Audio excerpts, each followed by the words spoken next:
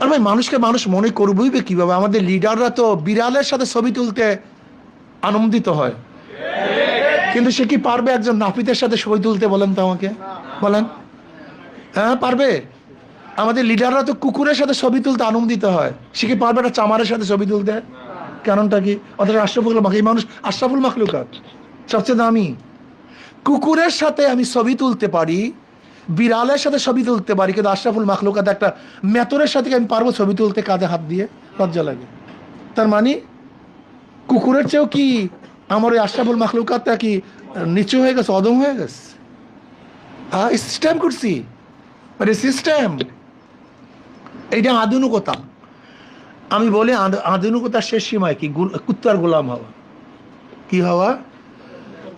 আধুনিকতার শেষ সীমায় দেখো না, কুত্তা নিয়ে হাঁটবে। এই আধুনিক, অনেক আধুনিক, সে স্মার্ট। তার মানে কুকুর নিয়ে হাঁটতেছে। আর কুকুর যখন রাস্তার মধ্যে পায়খানা করে, সেটা নিজে পলিথিন দিয়ে সাফ করতে হয়। আপনারা জানেন বিদেশে কোনো জায়গায় পায়খানা করতে পারে না, যে যেখানে পায়খানা করবে কুকুর বিড়াল তাকেই সাফ করতে হবে, সেখানে বেতন নেই। এর জন্য দেখবেন প্রত্যেকটাই যারা আধুনিক তাদের পকেটের মধ্যে পলিথিন থাকে, পলিথিন থাকে। যখন কুকুর পায়খানা করে নিজেকে সাফ করতে হয় মিয়া, এটা বাস্তবতা। তার মানে আধুনিকতা হলো মানুষের মল ত্যাগ, মানুষের মল সাফ করার যোগ্যতার মধ্যে নাই, কুকুরের মল সাফ করার মতো যোগ্যতা আল্লাহ পাক দিয়ে দেয়। যা কপাল পোড়া, ভালো মতো দিয়ে দিস তোর আধুনিকতার অবস্থা।